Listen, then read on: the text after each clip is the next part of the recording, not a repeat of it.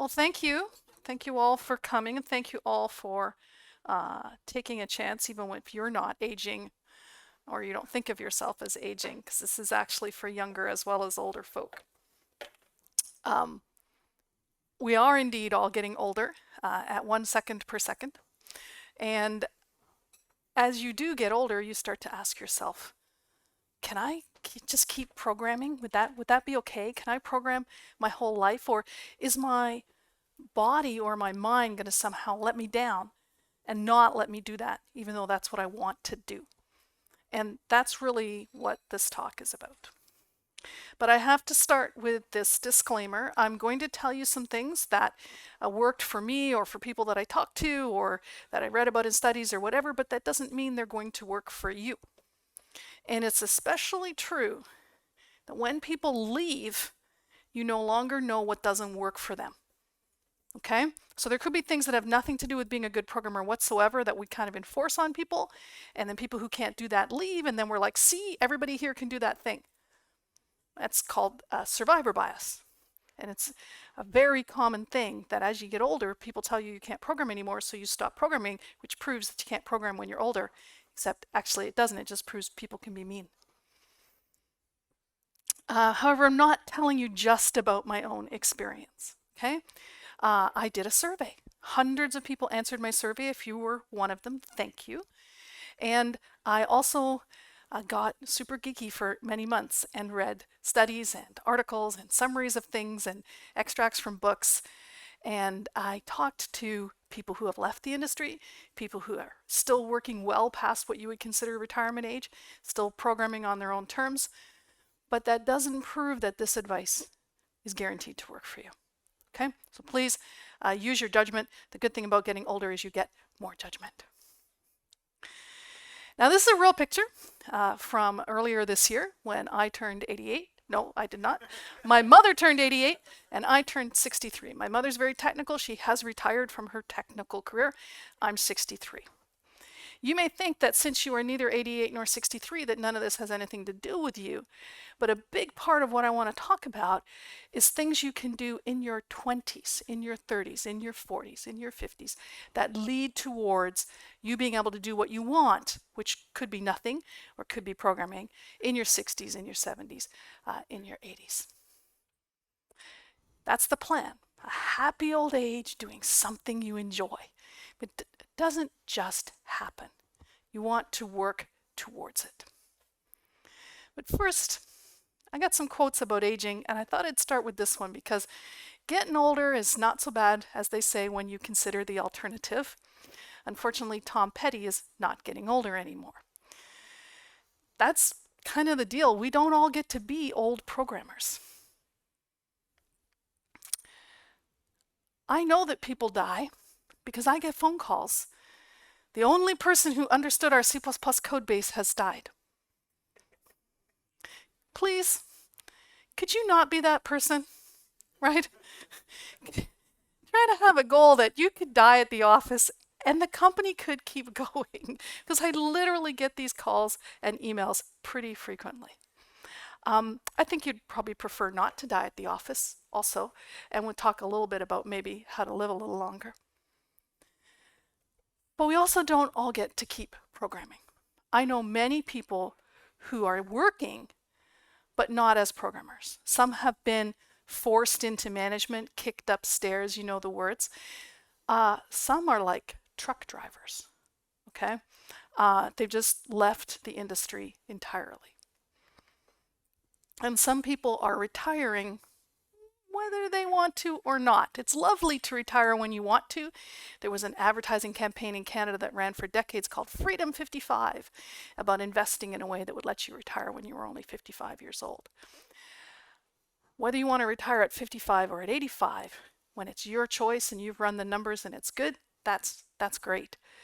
When it's, we're laying you off, here's a severance carefully chosen to be just enough that no lawyer will take your case to get you more, and you can't get hired anywhere else, that's usually not a voluntary retirement. It's not bad to change industries, and I do want to point that out. Like, it may turn out that you don't want to be an aging programmer. You might actually want to be an aging baker. or truck driver, or I don't know, rodeo clown. Like that's cool. Um, but being forced out against your will would be a sadness. So on the survey, I asked, one of these things about your body concerns you? What are these things about your mind concerns you? What are you going to do about this? What are you going to do about that? And the results were a little bit surprising.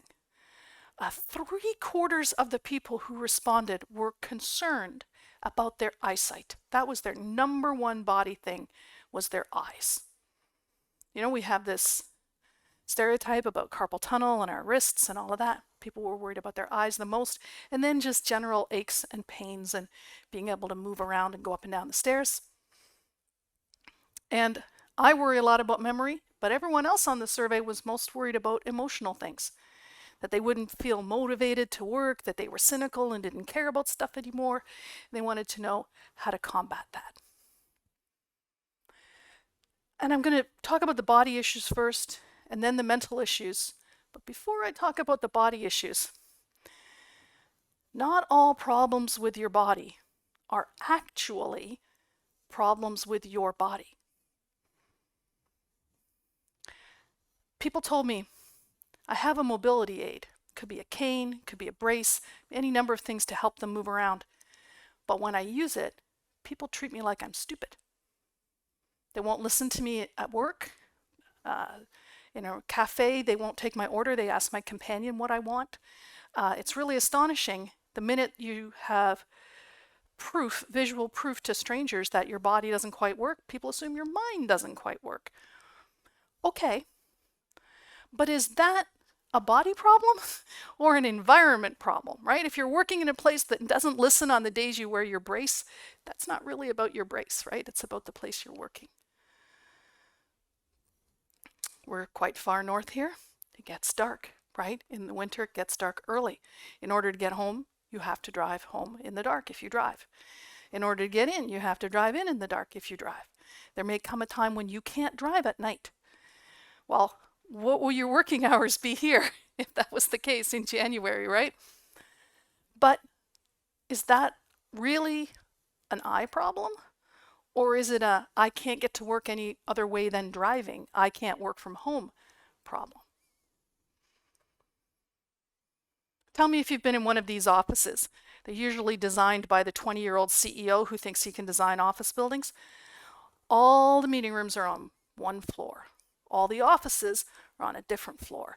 And the coffee and the bathrooms and everything, they're on yet another floor.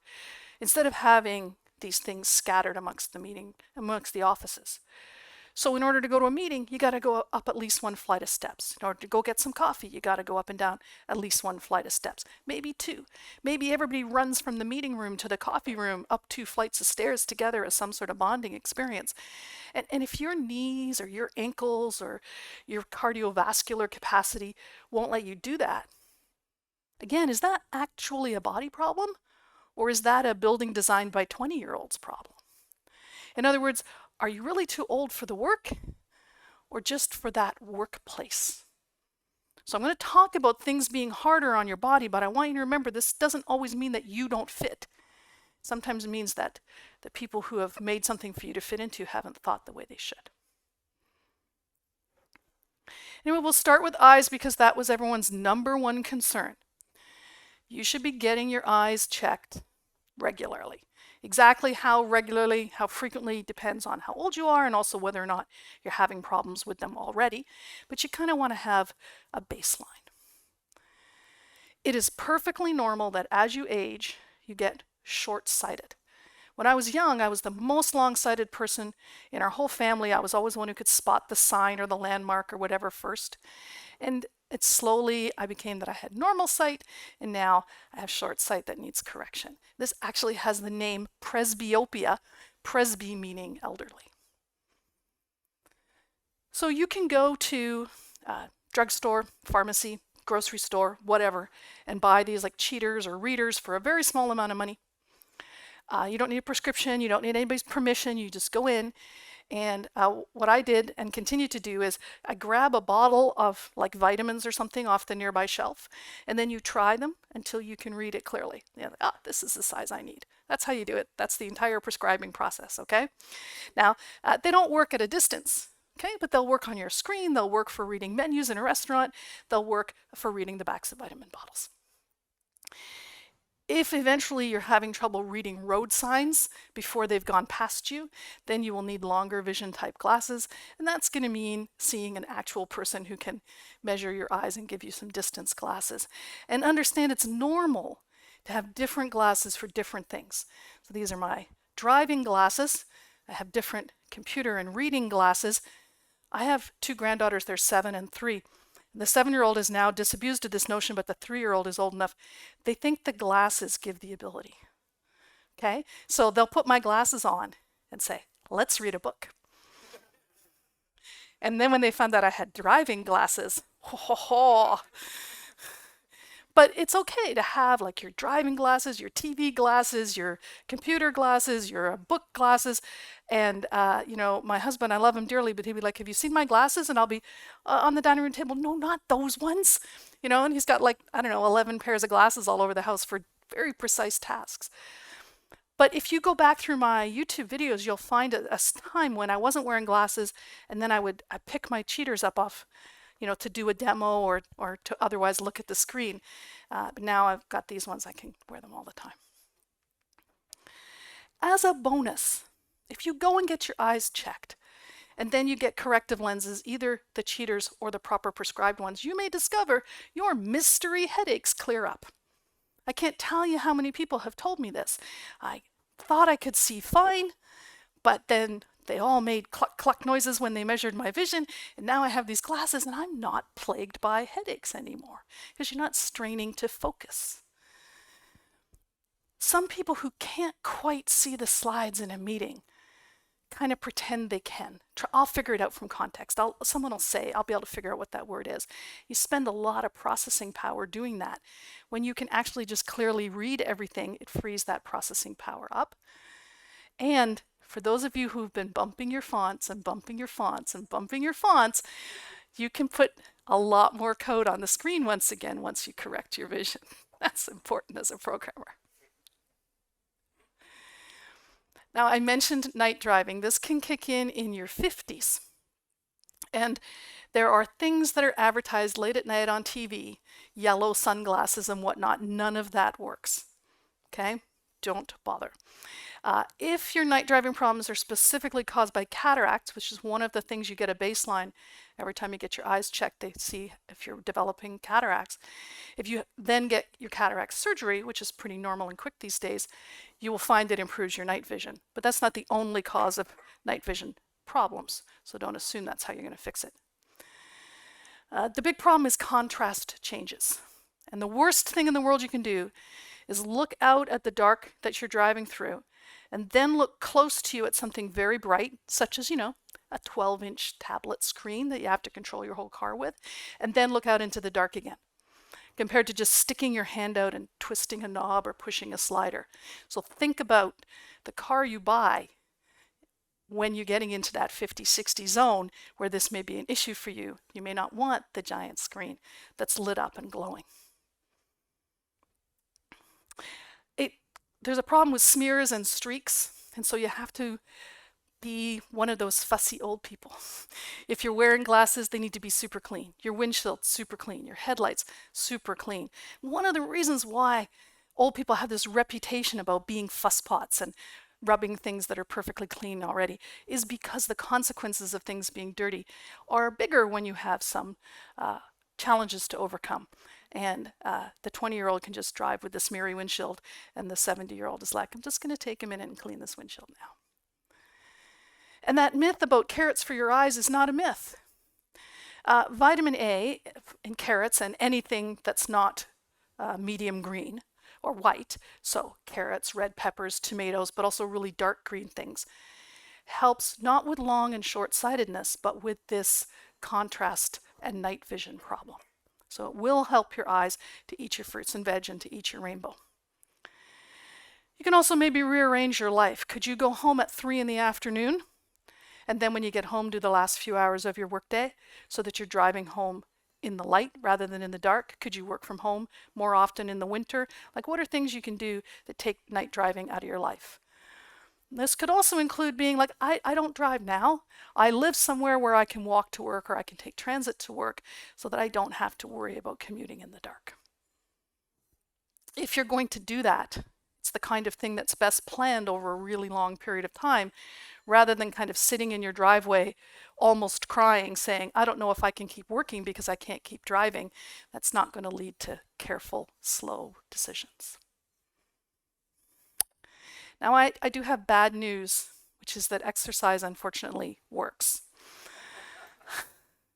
I mean, I wish this was not true, right? I wish I could have it is bad news. I want a healthy, strong body that just works.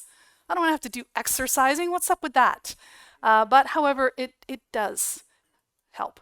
And I don't just mean being an active person, like I walk to work or I enjoy this active hobby, like, I don't know, kayaking or something. But in some cases, you actually have to like go to a place and make repetitive movements for no other reason than to make the repetitive movements. It helps with aches and pains. A lot of people are like, I have to sit on the couch because my back is sore. Again, I'm sorry. But they say motion is lotion. Okay? Moving around reduces your aches and pains. It increases your stamina. It gives you an ability, if you think about the oldest person you know, maybe they're 90, maybe they're 95, whatever. Many of them, like, they can't reach the very top shelves of things, or they can't bend down and get stuff off the floor because I won't get back up again. That ability to like reach out for stuff, reach up, reach down, get yourself back to vertical after bending over, you keep that by exercising. It gets worse. Much of your immune system is probably in your muscles. People who exercise more have stronger immune systems. And it helps your mood, and I don't mean because you feel like smug that you exercised, but actually your body releases chemicals, and it even makes you learn better. They've done tests where they make people exercise and then memorize numbers and so forth. So I like this quote. If you think you don't have time for exercise, you'll have to find time for illness. This was in, the mid 1800s, so a very long time ago. Canadian content, this is not the Stanley Cup guy, but the Stanley Cup guy is his little brother, so it's close. But when I was a student, I knew a young man who claimed to be allergic to chlorophyll, which I thought was a nice trick, so he couldn't eat anything green. And his girlfriend would say, well, he has a very expensive cheese habit, but he's got to get nutrition somewhere. I was like, I'm not sure there's any amount of cheese you can eat that makes up for not eating any vegetables ever. Like, nutrition isn't like that, and exercise isn't like that either. Different exercises are for a different purpose. If I can lift something very heavy once and put it down again, that does not increase my ability to run up 3 flights of stairs. If I can walk for an hour at a very fast pace, faster than anyone else, that doesn't give me the ability to lift up some 100-pound item and put it down again, right? They're different. So specifically, you might be trying to build your strength, so ability to do something very difficult like lifting a heavy thing, or your stamina, which is doing something relatively easy like walking or going upstairs, but doing it for an extended amount of time without getting tired. Or your flexibility to bend over, to reach, to not fall over, or if you trip and stumble, to pull yourself back to balanced and not to wipe out.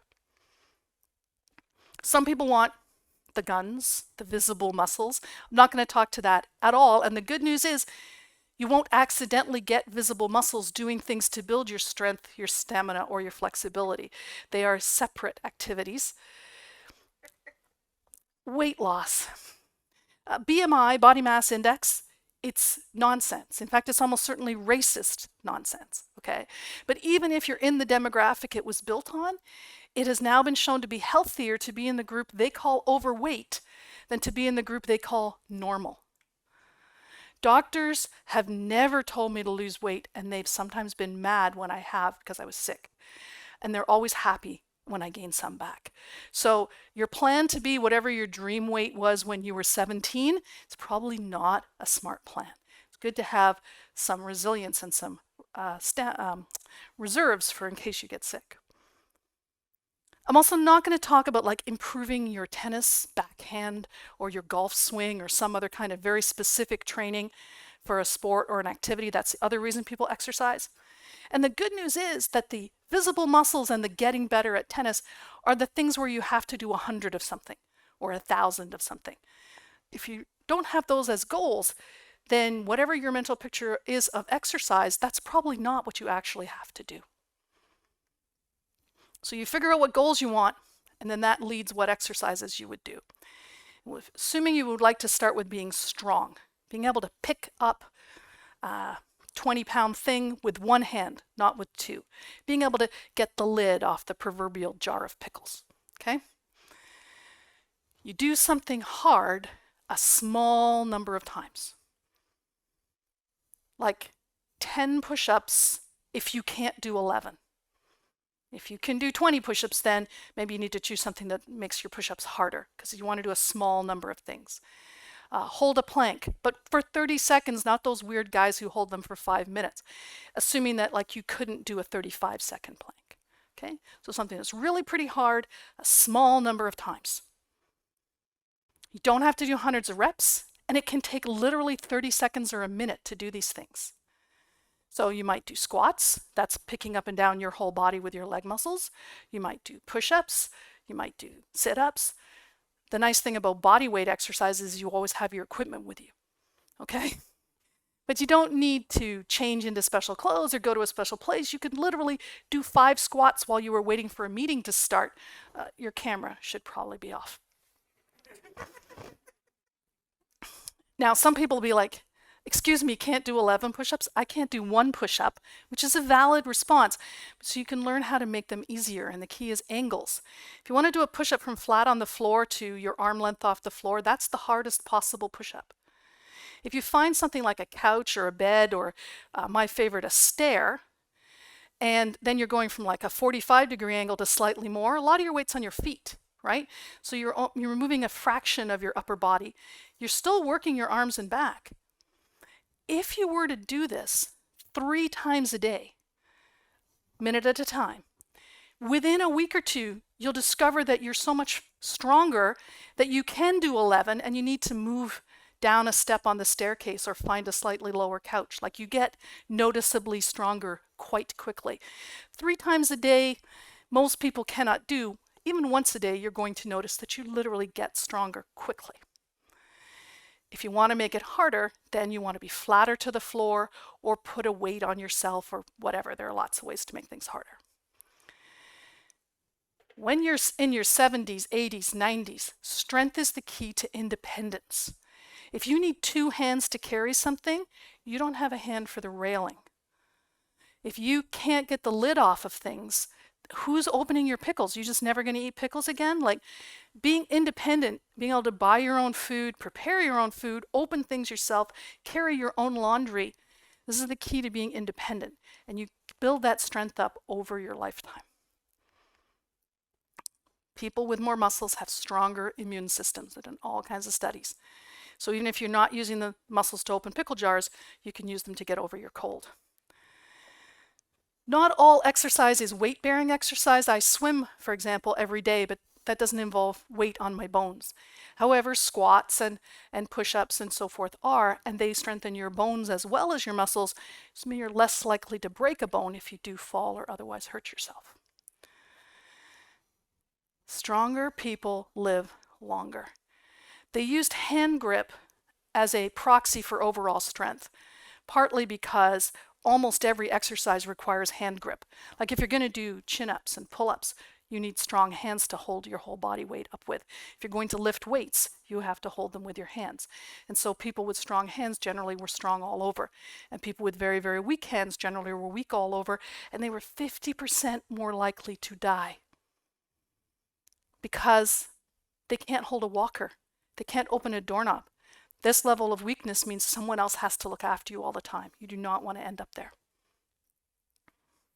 Now, lifting a heavy thing and putting it down again will not help you with your stamina, right? For that, you need to do something that makes you a little out of breath, just level, nothing more than that, but do it for quite a while. The Canadian government would be super happy if you did that for 20 minutes a day, 150 minutes a week. I know that doesn't math, but there you go, that's what they say. But study after study has shown that any amount helps, okay? That 20 minutes every other day is better than nothing, that 10 minutes every other day is better than nothing, that 5 minutes twice a week is still better than nothing. Do something that gets you a little bit out of breath. And they've shown that adult neurogenesis, which is making new connections in your brain, is improved by, quote, sustained aerobic exercise. Aerobic meaning you have to breathe heavily to do it. So when you lift something heavy, you're probably holding your breath. But if you think about walking upstairs or going on a brisk hike, you're breathing firmly the whole time. That's what helps you build new neurons, which makes sense. Like if you were chasing some prey and you worked really hard and you ran and ran and ran, and then in the end you either got it or you didn't, now would be a great time to learn, right, from that experience. So it makes sense that we're wired up to learn better after we've been exerting ourselves for a while. People with none or mild cognitive impairment who had moderate exercise had a less chance of that mild cognitive impairment getting worse, and they could actually improve cognitive function in people over 50, regardless of whether it was good or bad at the beginning. So that's not just aerobic, but also resistance, meaning lifting heavy things. Any kind of exercise help to improve cognitive function. And then when you do these stamina type things, little molecules called messengers go out into your blood and do stuff. You probably have heard of some of these: myokines, dopamine, noradrenaline, and serotonin. These are all things that make you feel happy, especially dopamine. Most of us are slightly addicted to dopamine, and serotonin really helps you to learn. If you're young, you probably don't think flexibility and balance matter. But it can sneak up on you that you're stiff. It can sneak up on you that you trip and fall instead of just having a stumble and keeping going. And this generally will not improve from just something you happen to be doing. So if you ride your bike to work, or you go for hikes all the time, or you're, I don't know, an avid squash player or something, you can get your stamina type exercise. But for flexibility, you're going to probably have to do stretching exercises.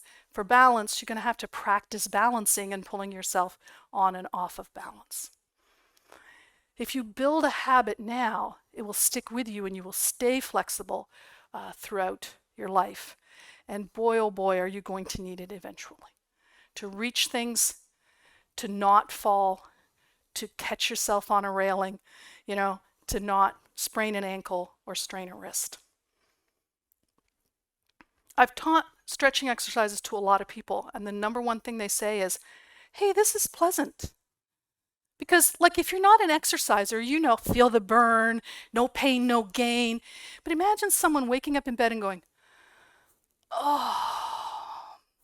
Well, that's all stretching exercises is.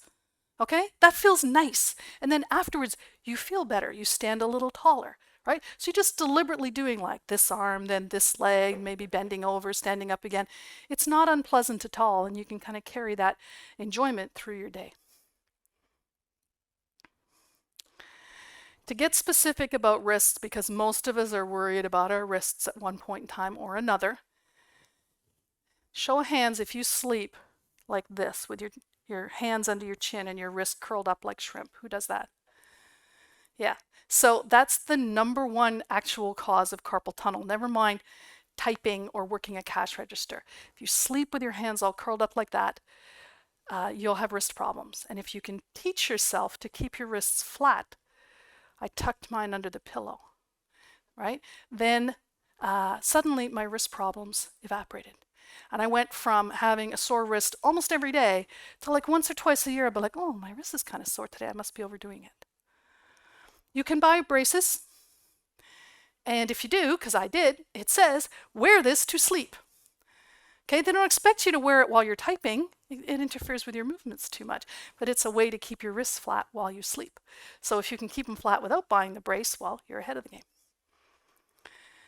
Scott Hanselman, very wise man, says you only have so many keystrokes in your hands and wrists to last you your whole life. Do not waste some of them on people who are wrong on the internet. It's good advice, not just for your wrists. But you know what? Like if you think your mouse is hurting you, your keyboard is hurting you, you'd better off with a trackball. Like I'm not going to argue. Absolutely, that is cheap compared to what you're potentially facing if you can't type anymore. So do feel free to play with hardware. It can hurt to get older, metaphorically, but also just literally. Things do ache sometimes.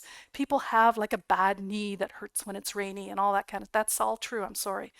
So if you are experiencing some short-term literal pain, please understand there are no medals for pain. The only time doctors have ever had an opinion about me and painkillers was to tell me off for not taking them. I remember sitting in a doctor's office rubbing my leg while we were talking, and he's like, "Why are you rubbing your leg?" I'm not. He's like, "Yes, you are. It hurts, doesn't it?" No, it's fine, really. Like, painkillers have been invented to kill pain as a temporary thing. Take them. Here's a weird thing. There's about a dozen drugs that, for reasons that literally nobody really gets right now, are associated with aging well. One of them is a diabetes drug called metformin. And people on metformin do better than people who are not on metformin, even after accounting for the diabetes part. If they're on a different diabetes drug or if they have uncontrolled diabetes, you could say, well, it's just a better drug. But it just seems like no matter what, people who are on metformin experience less aging problems. And naproxen, which is an anti-inflammatory, is also on that list. People who take a fair amount of naproxen are aging better, even though you think like, well, they're in pain all the time and taking painkillers, so they shouldn't be. But inflammation is a relatively dangerous thing. So if you are in pain and you want to take an anti-inflammatory, don't think of yourself as like, oh, I'm so weak, I'm such a fool, I have to rely on this crutch to live my life. And instead think this pain is a symptom of inflammation in my body, and I'm going to suppress the inflammation and feel better now. And you're probably helping. Longer term, you're unfortunately back to exercising as a way to reduce that joint and muscle pain, and it really does work and make you more flexible too. But many of us started working from home during the pandemic and never looked back. But if you think about those early days when you suddenly had to work from home, what did you decide to sit on? Like just some random chair that was kicking around your home? Maybe even at like a dining chair or something. And some of you might be sitting at a desk, and some of you might have some like dresser that used to be in the basement or something. Like a lot of substandard equipment being used. And if you're still using some really non-ergonomic equipment, do think about your back and your knees and your wrists, and think about investing in chairs, desks, wrist rests, whatever, that help to keep you more comfortable. People were concerned about hearing, and so they should be. People who only have a small hearing loss may not know they have a small hearing loss, but they don't always follow what's happening in the meeting. And like the person who can't quite read the diagram, they figure they'll pick it up from context later. Sometimes they just pull back. I'm just going to let them talk. I can't really follow. I'm just going to let them deal with this. It's generally not a great thing to do at work or in your social life. And I'm not going to go there because I won't be able to hear anything anybody's saying. It's going to maybe lead to you feeling isolated and left out. So you should get your hearing checked, again, fairly regularly. The pace depends on your current age. You can't get it back. When it's gone, it's gone. You can, however, get hearing aids, and for those who don't know, hearing aids are not like those cheater glasses, just simple magnifiers. Okay? They have a ton of software in them, and they actually pick out, say, conversation over background noise, that kind of thing, and they even are optimized by what language you would like to listen to. And they really are more than just magnifying the sounds you can't hear anymore. But the key, of course, is prevention. Minimize the really loud noises that you put into your ears. Wear ear protection, whether that's earplugs or the full-on over-the-ear muffy things, as much as you can. I wear earplugs, for example, on the plane. I don't need to hear any of those noises whatsoever. And I sleep better, and I have less headaches, and it's all generally positive. And you know when you're turning the volume up on your phone and there's that dialogue about how you shouldn't go up above whatever because, and you just, That's actually a good, valid, true dialogue. Don't crank your headphones too loud.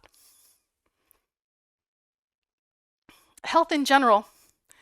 Most people who were young on my survey didn't really worry much about catching the flu or some other infection, or about, straining their wrist or breaking their ankle.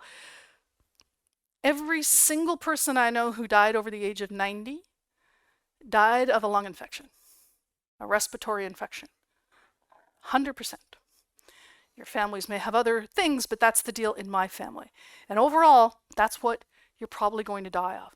Heart attacks and strokes happen younger. When you get up to be old, it's about respiratory infections or falling, breaking something, losing your mobility because of what you've broken, and then losing your independence, and it all kind of, it goes downhill from there. If you have more muscles, you're less likely to fall in the first place. You have the strength maybe in your core to pull yourself back up, or you have the strength in your arm to catch yourself and not fall, but you're also more likely to recover because of that immune system effect. So prevention is really key here. Wearing sensible shoes, holding a railing, even if there's people watching who might be like, oh, look who's holding the railing. Do it anyway. Vaccinations. I had this conversation just this week. A lot of people don't know there are vaccinations that adults are supposed to be getting every 10 years or so. So talk to your doctor. You're not done when you turn 8. Stay vaccinated. If you're sick, mask. That's to be polite to other people. If you're in crowds, mask. That's for your own protection. And wash your hands. In the early days of COVID, we thought hand washing was going to save us. It turned out to be completely irrelevant to COVID, but we eliminated a whole strain of flu. Like that flu is gone because for a year, the whole world was washing their hands constantly, and that's what happened. So that's pretty cool. Why would we stop doing that and go back to whatever, just touch everything, just lick all the light switches?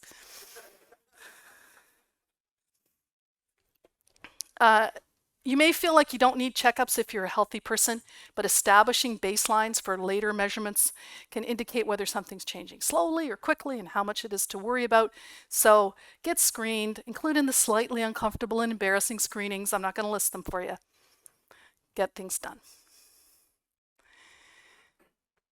This is another part of aging. May not have occurred to some of this room, but half of us are going to go through this. And it can start in your 40s, depending on your exact definition of perimenopause.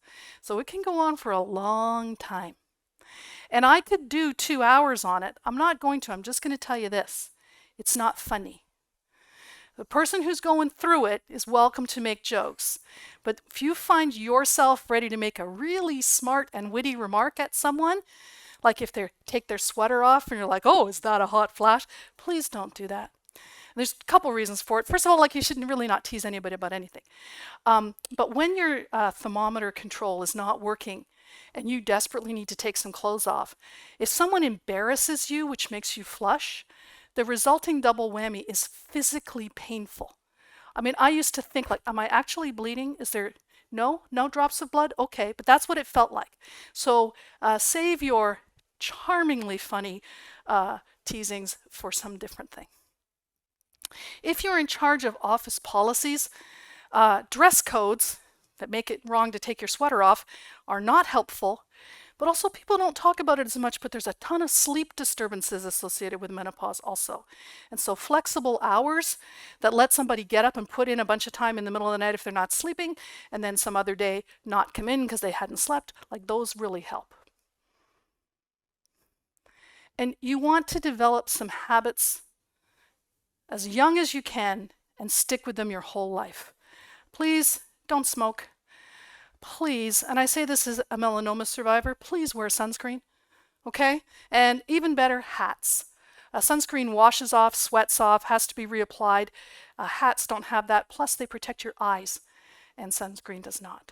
So please be careful with your skin. It is a big deal. If you're going to drink alcohol, don't drink a lot of it.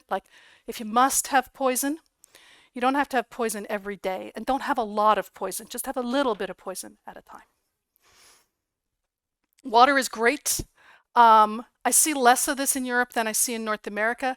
The whole like, oh, ding, time to drink a liter of water. Don't do that. There's no benefit to that.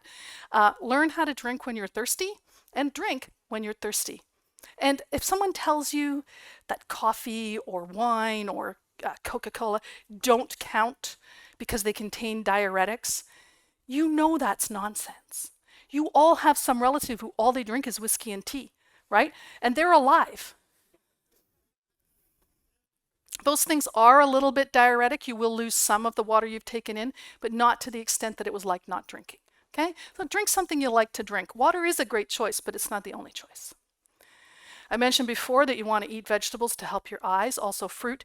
But I want to tell you a story about studies. So in the 60s, they were doing these things about vitamin C. And they compared people who ate a lot of vitamin C and people who didn't eat so much vitamin C. And the people who ate a lot of vitamin C were so much healthier. Like cancer, heart disease, stroke, on any measure. They were just healthy, healthy, healthy. And they tried changing people's diets, like literally giving people free vegetables and then monitoring them. And they got healthier.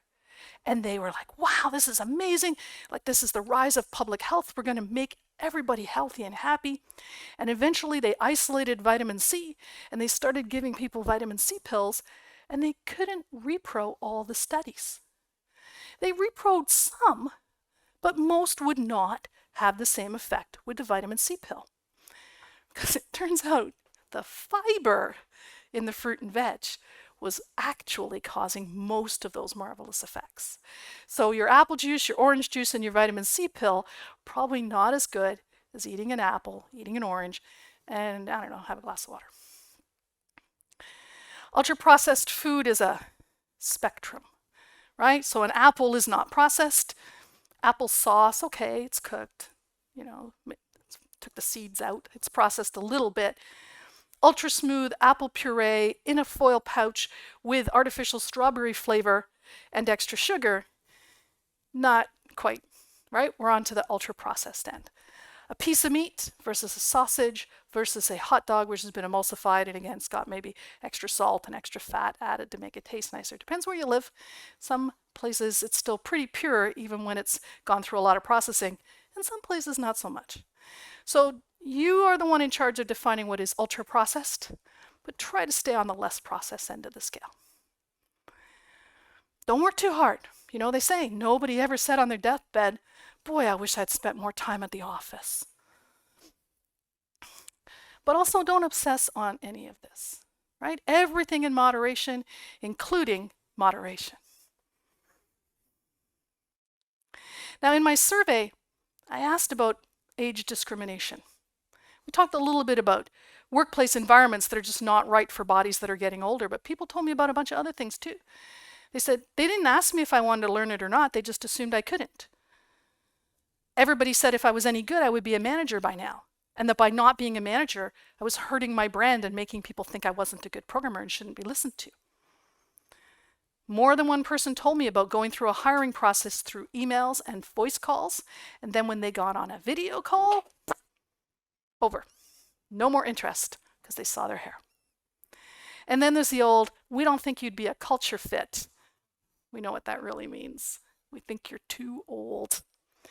And men and women alike told me that it's worse for women, that men occasionally get the distinguished card, they occasionally get the experienced card, and women almost never do. Now, if you work in a really small company, then you may not be that person in their 60s. You're just Kate or whoever. In a bigger company, people are more likely to be clumping you into arbitrary categories. However, bigger companies sometimes offer technical ladders where you can become distinguished and senior and all of that in your technical preference. This is also why some people go into consulting, because when you're 63, people are like, why would I send you on a course? How much longer are you even going to be here for me to benefit from that course? But when you're coming in from outside, they're like, wow, 63, you must know a lot. So, something to think about. But also, what if you are those other people? What if you think old people can't learn? What if you think old people aren't a good culture fit? What if you think running up 4 flights of stairs is a really important part of your software development process and you don't want to hire people who can't do that? I'm not going to tell you that that's mean and wrong. I'm going to tell you what's in it for you. If you think being old is horrible, you will have a horrible old age. And I don't just mean that you'll be sad and lonely. Like, they gathered people up according to whether or not they believed negative stereotypes about old age. And the most negative people, they had a higher chance of having a heart attack or a stroke. Like, that's not about emotions. It's like their hearts gave out, and a 50% greater chance of being hospitalized later compared to people who think positively about aging. Now, why? There's suggestions of stress, valid, but there's also suggestions that if you think it's all just a 30-year slide to the grave, as soon as you can't do something, you're like, well, I can't do that. And your world is going to shrink and shrink and shrink and shrink, and you're going to have a horrible old age. But if you think, hey, I can learn a way to do that, I can adapt this to be something I can still do, I still have a lot to contribute, you feel really positive about being older, you're going to have less stress, less misery, and you will end up with a healthier old age. So, your mind. For me, like, I could lie in bed and work, but I gotta be able to remember things, I gotta be able to think. This is how I make my living. So the idea that it would be slipping away from me and maybe I wouldn't even notice, it's not inevitable. Like, I saw something recently that said people who are 90, 1 in 3 of them have dementia. 90. Okay, 2 in 3 do not. And that's 90, not 52, right? At 80, it's 1 in 5. So 80% do not have dementia. It is not inevitable that you're going to lose your faculties. People worry because, you go somewhere and then you're like, wait, why am I here? Like, not just like philosophy, but like, why did I come to the basement? I don't know. Then you go back upstairs, then you remember why you came to the basement. I mean, it's a real phenomenon. Sometimes if this is happening to you a lot, it's actually that you can't read the list. You didn't hear what the person asked you to get, but you hoped you'd figure it out when you got there. Or you're not sleeping properly. So you start with the physical things. And then you build habits and you build routines and you build checklists and you build process. And these things help you a little more reassured and a little less likely to forget. Not a simple 27-step procedure that try to smooth things out and make things easier so you don't have to remember that you're on step 14 when the phone rings and you get interrupted. Many people say that there's a phase in their life when they can multitask and a phase in their life when they need to stop doing that and focus on one thing at a time. Just put the resources they have on what they're doing. I know that for a long time I would listen to conference talks and I would alt-tab away and do something else. Sorting emails, doom scrolling Twitter, whatever. And then if I could tell by what the person was talking about that maybe there was code on the screen or a diagram, I'd flip back and I'd look for a little while and then I'd go back to whatever I was doing. And I was processing and I was listening until I wasn't. Until I was like, what? Wait, who said anything about modules? And it's like I have to rewind. So now what I do is I watch those videos at a faster speed. Fast enough that I can only follow if that's all I'm doing. I have to look at the screen. I need the extra cues of the words on the slides. I have to listen closely. Now I can't flip away because it takes all my processing power to listen. But guess what? I listen to the whole talk and in less time, right? If I'm watching it at 1.5 speed, I don't need a whole hour to watch an hour talk. So think about ways to maybe not multitask. Maybe over the course of your life, it's come to you that you might have ADHD because you met someone who has ADHD. Or you might be on the autism spectrum because you met someone who's on the autism spectrum. I think it's a really good bet that a lot of us identify with that. But even if you haven't thought about it for yourself, you probably know some people. Those people are rich in coping techniques. How can you get stuff done when your brain doesn't help you get stuff done? Oh, they can tell you. Things that would never have occurred to you. So search the internet, talk to friends, whatever. There are tons of techniques out there to help you cope with, I can't remember more than 3 steps at a time, or if I'm trying to do a 10-step process, I always stop before I finish, or whatever your particular issue might be. You've probably seen ads for those games where you're matching colors or finding words or whatever, and they claim they help you. You do get better at the games, but you don't get better at any other measure of your processing power. Okay? Does not help. What does help is reading for fun or any kind of learning you enjoy. You could learn to paint. You could learn to stand up paddleboard. You could read fiction. Like, that's all fine. And that will actually help all your overall processing power. So if your family is forbidden from giving you more books, maybe lift that and let them give you more books and take some time and read them. And I'm not talking about chores like I have to learn another programming language, because you get enough of that at work. Many people complain that this keeping up with new stuff, and maybe not even for any good reason. Just like, oh, we're moving to a whole new paradigm because we've been in this paradigm for 8 years, so it's time for another one. You know, you could learn it if you wanted to. That's usually not the issue. If you're in your 50s or 60s or 70s and you're like, I don't feel like learning Git, it's really not about Git, right? We know how to learn. We know how to quickly skim over things and connect it to things that we know from before. Oh, this is just like the stuff we used back when I was in university. For many of us, we have an identity. Like, I don't do web things. I'm a desktop person. I'm a C++ person. I don't want your dumb web stuff. Don't talk to me about that. Well, then you're resisting moving to new things. If you're able to embrace that change, could be new language, could be new frameworks, could be new paradigms, tools, new ways of thinking, and define your identity by what you achieve, what you get done, whose problems you solve, rather than by the tools you get that done with, then actually learning the tools is really not the hard part. People worried, they said they would be grumpy, they'd be impatient, they'd be cynical, they'd be distractible. Many people, I think, had a specific person in mind, you know. I don't want to be like that person.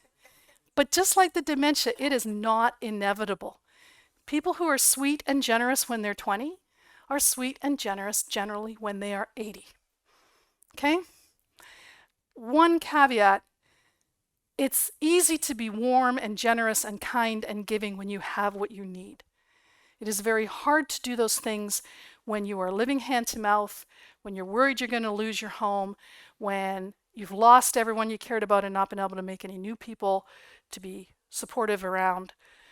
Then that person would be pretty grumpy because they're miserable. So the planning that you lay down early in your life to ensure a comfortable old age gives you that space from which to be generous and warm. But if you're not nice now, you're not going to magically get hit with the nice wand later. Okay? So if you wish you were nicer, start being nicer. You don't need a license. Sleeping is the best debugger there is. We all know this. It is also when we actually heal cuts and scrapes and strains and all that kind of stuff. It's normal to need more as you get older. It's also normal to need less. And there's no good or bad. The people who need more are not lazy. My mother, I told you she's 88. She sets an alarm every day for 6. Why are you doing that? I'm not some lazy slug-a-bed who stays, in bed till 8 or 9 like I had nothing to do all day. Like, okay, I do. Some people need more. Some people need less. You're not virtuous if you need less, and you're not lazy if you need more. Get as much as you need. They did a study where they helped people get better sleep. 1 month of good sleep made people feel 6 years younger. And just 2 nights of bad sleep made them feel 4.5 years older. Okay? So get the sleep you need. We have a saying in our house, it's not always thing one. This came about when I was busy dying of cancer. Don't worry, I got better. But anything that I was experiencing was like, oh, maybe my tumors are back. Whatever you're coping with, cancer, diabetes, being 63, being 88, not everything that happens to you is caused by that. Okay? You can still hurt your knee, right? I went to my doctor. I was having, boy, my knee is really bad. Like, it's always been kind of bad, but it's really bad. And she did a few things. She's like, you injured your knee. People injure their knees. You can go and get this fixed. Oh, okay, there's a concept. People catch viruses, okay? Like these are things that happen. So you don't just go, well, I'm old, so I'm in pain all the time. That's normal. That's how you live. I guess I can't think. I guess I can't do that thing. It's not always caused by being old or whatever your thing one is. And you can develop, I gave this talk at the end of July, and I've come to realize in the intervening less than 2 months, I have a food allergy I didn't used to have. And I've stopped eating that food and I feel so much better. And I'm like, yeah, duh, it's not always thing one. You can get new conditions and new allergies and new all kinds of things. So don't assume that this is just an inevitable thing. Oh, well, I'm older. No, not necessarily. Now, I talked about making plans, and it's very important to make plans, but you have to know that you don't always get to fulfill those plans. Stuff does happen, the phone rings, there's a knock at the door, and you have to cope with something. I've watched other people cope with lots of different things, and I've coped with lots of different things myself. You have no idea how important it is to have a base of resources. Literally to have the physical strength to be able to say, stay up all night by someone's bedside in the hospital. To have the emotional strength to help somebody through something very difficult. To have a line of credit. I knew some people whose house burned down, and the emergency services put them in a nasty hotel, and they didn't have any money for anything better. And they had to live in this really nasty place. Whereas if you had a line of credit, you might say, you know what, we're going to stay in this different hotel, which costs some money, but it's not nasty.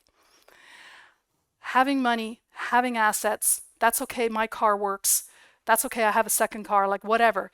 These things occasionally become very important. As do skills. The ability to search for things on the internet, the ability to have a persuasive conversation with some kind of a gatekeeper. You build these skills up over your whole life, and you never know when they're going to step to the fore and be super useful. Because something else is suddenly on your schedule. And look, here's the thing. There's loss ahead for all of us. You are going to go to funerals. Companies are going to close. Maybe you liked working for them.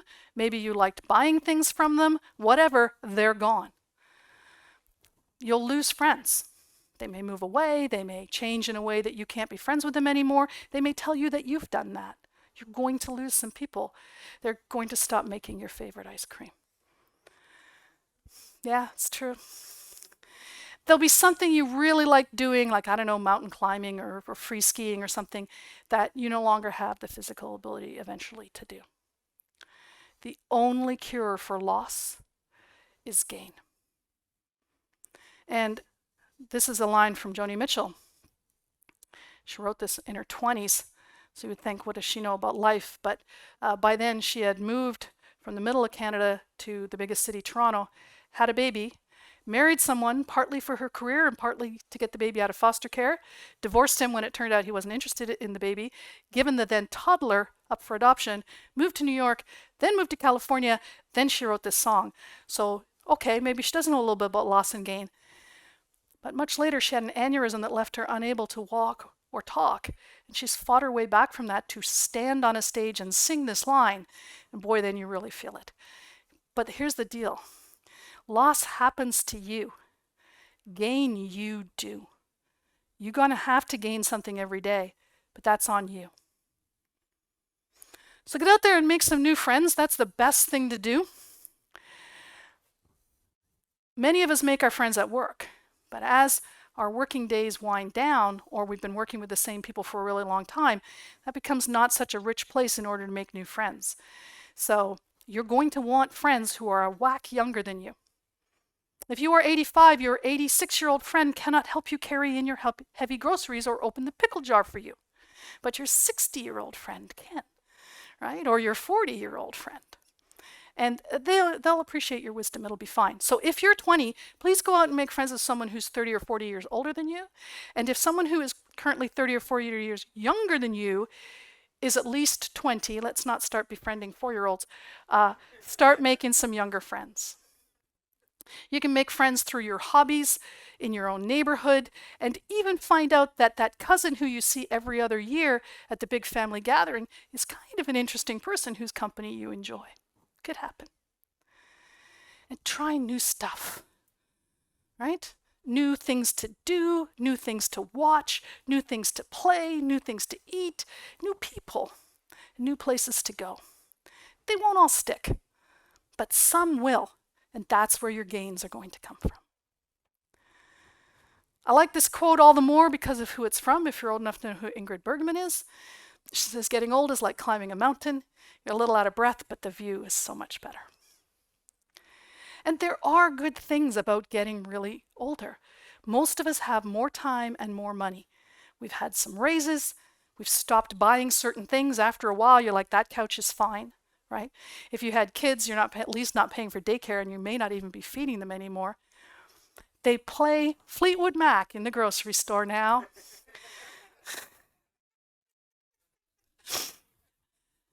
Sometimes people look at you and think that person is probably a force to be reckoned with, and they would be correct. So that can help. You can kind of get away with stuff. I remember going into the bank when they first brought in, the cards where you had to sign into your card to do anything. And a guy in front of me, I'm waiting, and the teller says, could you put your card in the reader, sir? Oh, I don't hold with that nonsense. And the cashier is like, what? And some other cashier comes over. Presumably, that's old Mr. Whoever.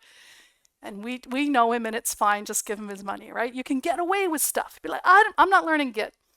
If you guys want my files, you can come and get them. You'd be amazed what works.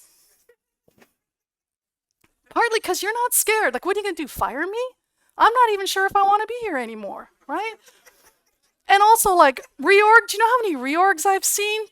You guys, it's not going to be that bad. They don't have power over you. As you get older, you have built up those resources, you have built up those strengths. You don't cower. And if you want to quit stuff, you don't need a good reason. If you're 23 and you've been doing something for 5 years, you might want to move into a new phase of your life. I'm an adult now, but people will be like, no, we really need you. You're the only one who blah, blah, blah. If you're 63 and you've been doing something for 50 years and you don't want to do it anymore, people are like, yeah, it was a good run. They don't argue. So take advantage of that. My overall advice to you is this. I'm sorry again, I really am, but you got to exercise for your body, for your brain. Build up money, not to the extent that you don't do anything now. You should enjoy your life now, but you want those resources eventually. Eat well, look after your body. It is not your enemy. And make friends. Keep making friends. Don't stop. And find a purpose and a reason for what you're doing. No matter how young you are, it is not too soon. But also, I swear, it's also never too late to be a happy and healthy aging programmer. Thank you.